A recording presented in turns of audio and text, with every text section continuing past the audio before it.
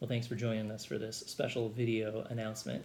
We want to start with a passage from Numbers chapter 9, verses 17 through 23. This is out of the Message. When the cloud lifted above the tent, the people of Israel marched out. And when the cloud descended, the people camped. The people of Israel marched at God's command, and they camped at his command. As long as the cloud was over the dwelling, they camped. Even when the cloud hovered over the dwelling for many days, they honored God's command and wouldn't march. They stayed in camp, obedient to God's command, as long as the cloud was over the dwelling. But the moment God issued orders, they marched. If the cloud stayed only from sunset to daybreak and then lifted at daybreak, they marched.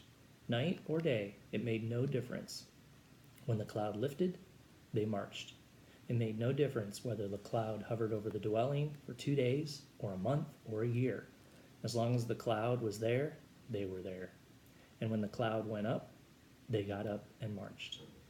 They camped at God's command, and they marched at God's command. They lived obediently by God's orders as delivered by Moses.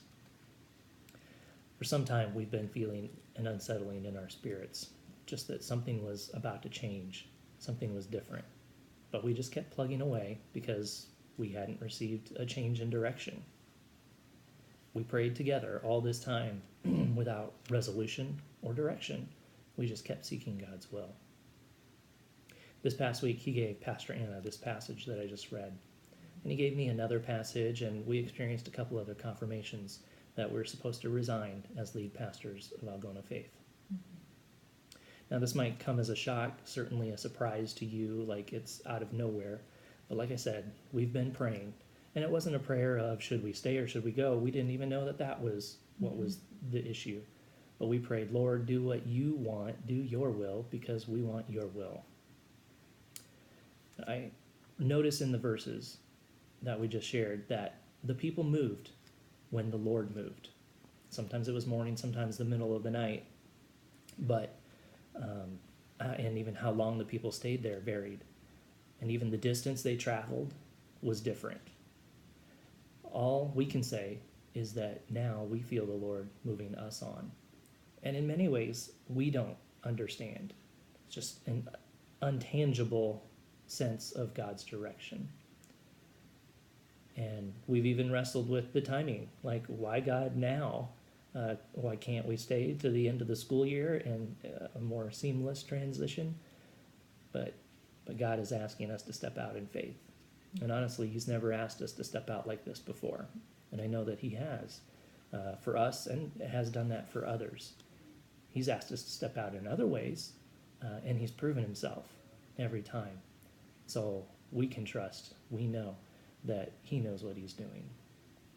And because we don't want to drag on this transition period, the next Sunday, 1 week from today, March 3rd, will be our last Sunday as lead pastors at Algona Faith. We're planning on remaining in Algona for the rest of the school year so the kids can finish the school. But as of now, we have no idea what ministry direction the Lord will take us after that. He hasn't revealed that part to us. And when he does, then we'll move. But I wanted to share the other verse that spoke to me at just the right time, confirmation through his word, that despite all these things, overwhelming victory is ours through Christ who loved us. Of course, this is from the passage that talks about all these different things that cannot separate us from the love of God. All these things that Paul lists, trouble, calamity, persecution, hunger, destitution, danger, even death. We have victory over those through Christ's love for us. I also noticed that this word might be for you too, because it's a difficult thing for us, but we can trust God. But for you as the congregation or maybe members of the community, Paul even goes on and says, addresses fears or worries. And you might be facing that as well, about what might happen now. So I encourage you to please surrender those feelings, because not even those are greater than God's love for you and God's plan for you and for his church. He has a plan. He does. We may not understand, but that's why he's God and we're not. The life we're living, we're all called to live, is a life of faith, obedience. Partial obedience isn't obedience. We want to say that we love you. We have loved being your pastors. We have loved watching you grow as individuals and as a congregation. And we've loved being in Algona. This is a very special community. But regarding the church, Jesus said he would build his church, and the very gates of hell will not prevail against it. His church, the kingdom of God, is continually growing and advancing. So we still believe that great things are in store for Algona Faith. We want to say God bless you, and that we hope to contact or connect with you personally to share our goodbyes throughout the next couple weeks.